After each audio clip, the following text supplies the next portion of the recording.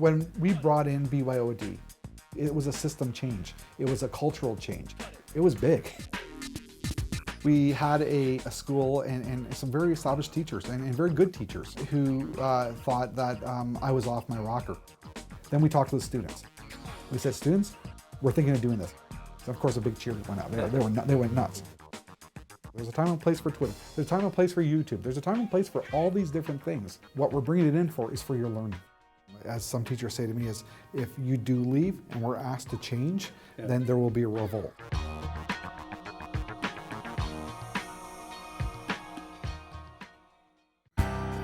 So I've been here 3 years now. When I arrived, we were a grade 7-8 school. In the time that I've been here, we have brought in our grade 6s just this year. And when I arrived, all teachers were teaching subject-specific items. So what I mean by that is teachers were teaching just science. Teachers were just teaching language. Teachers were friendly with each other, but if you taught science, you may not have talked to the language arts people. If you taught math, you may have talked to the science people, but you may not have talked to the phys ed teacher either. You know, there was conversations about drugs. There were conversations about weapons. There were conversations all about that. Students weren't engaged in class. They didn't want to go to class. They didn't want to go to just science. They didn't want to go just to language. By taking a step out and looking in, they needed more attention. They needed role models that they could connect with. And so the only role models that we could think of were ourselves. So we had to give more time for students to be with teachers. And so how do we make sure that all students are getting what they need when they need it? And so we came up with the idea of let's teach everything. Teachers teaching all subjects as opposed to being experts in one or two subjects. My initial concerns were that the students wouldn't be getting the quality of material that they might otherwise have the opportunity to receive. So the question was, how are we going to make it work? At first, I think it was more like ripping a Band-Aid off, but after that, it was healing time and giving time for teachers to come up with their own style of it and saying, if I'm going to be doing this, then I need to speak to you because I know you're the math expert. You can help me with my math. And I know you're the language expert. You can help me with my language. So you started seeing teachers starting to team up with teachers, and that's when it started turning. We talked about some of the activities that we could use to teach probability and also how we could integrate it with other subject areas. And we talked about language being a good fit. So the journey began really there. When I walked through the door, observed. Obviously when you come into a new place, you don't just go right away and go right into the change process. You have to learn the culture first before you do something with it. When I began here, we had computer labs. We had one lab upstairs on the 3rd floor. So it was functional. Kids had access to technology once every 2-3 weeks to work on a project. And what it was about was bring your own device.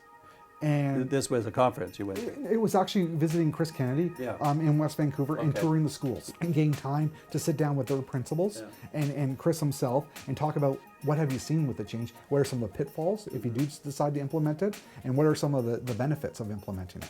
The frustration was, why do students have to wait until they're done university? Why can't we just start now? Right. With the tools, and technology gives you those tools to just start now. Students can bring in their own technology, whatever that is, and they can hook up into our Wi-Fi for their learning in the classroom. Through the change that we did with teaching everything, teachers were already in the change process, and they were dealing with it by working together. I looked at that one, and some kids may get it, others may not, but he does have a seamless way of delivering it. When the technology first came in, I was excited, but also had a lot of concerns. The idea of technology being used improperly, wasted time, bullying, texting. The teachers all came together and said, okay, these are our concerns. And we researched other districts doing the same work with BYOD, bring your own device. And what we quickly found out was there's no perfect policy out there. So we simplified ours to a very simple level, tech on, tech off. If teacher asks you for tech on, you turn it on. If it's tech off, you turn it off. I gave every teacher an iPad and said, here's an iPad, go use it.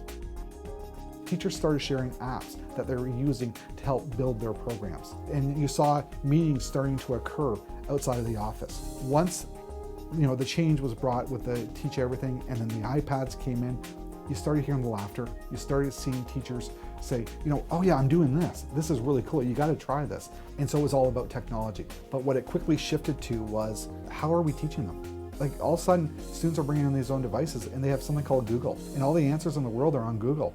So what am I doing in the front of the classroom? the teachers started talking to each other and to the students, and the students started talking to each other like, we don't need you to be there. We need you to be beside us.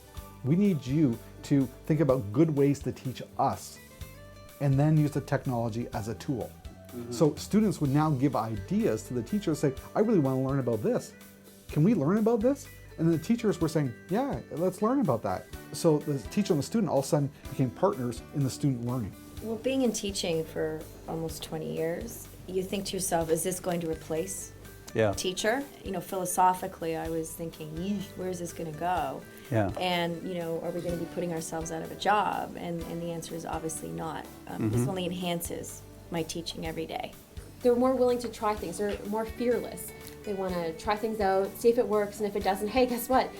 The teacher yesterday, she tried it, didn't work for her either. It kind of levels the playing field, and everybody feels like they have access, everybody has opportunity, and it sort of takes away that stigma of like, oh no, I can't make a mistake. Because we're all making mistakes and we're learning together. From my own experiences in terms of the type of education I grew up in and I've experienced for most of the last 10 years was kind of the classic model, the teacher as the holder of the information.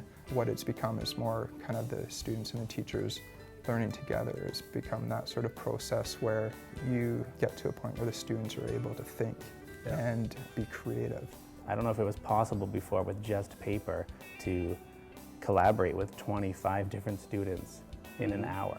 Online, I'm able to do that. I don't have to write things down on the chalkboard. I just take a picture of it and send it to everybody. It just speeds up all of those mechanisms of teaching so that we can just get to the part of actually like me actually being able to have the time to sit down with them for 10 minutes and explore an idea with them. And what's excited me over the last 12 months is how like a simple activity can turn into a whole day's worth of learning. The ability to be able to do that quickly and to change gears very quickly with technology due to the inquiring nature of the students.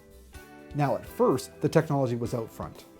Over time, it's become, the technology has faded away and better pedagogy has become the forefront. What you are doing is you are taking your information on conservation of electricity and you are creating an infographic with the title, Why Should I Conserve Electricity? There are 4 netbooks at the back table that you can use, or you can use any software that's on your own device. Paper is on the table in front of Kashmir if you'd like to do something by hand. You're welcome to do that too. How do you know it's being successful? What are your indicators of success? It would be, for me, the products that I see, that the students are able to create, how far they're able to take what they're learning, what they're able to accomplish, and what they're able to show is where I take my assessments from. That would never have happened unless you bring in BYOD. Andreas, we're in the former computer lab room. And I love this symbol because it looks like ancient ruins. The technology is organic throughout the building. There's still purposeful teaching happening, but the use of technology as a tool, you just see students pull out technology and say, okay, what about this? You know, first of all, I think that we've demonstrated, you know, by providing students with assistive technology, that on traditional measures, they improve. You know, in your earlier work, you talked about precision, and now we can be precise in a way that we could only dream of before, and get that assessment data to really say, yes, we've met that learning target. In our superintendency meetings, the principals are not just coming to me, but talking amongst each other and saying, how do we get this moving? How do we get this working? What does this look like in your school? Can I go visit your school? Is everyone moving the way W.G. Davis is right now? No, not everyone is yet. But are there pockets out there that are starting to build it and build it? Yes, they are.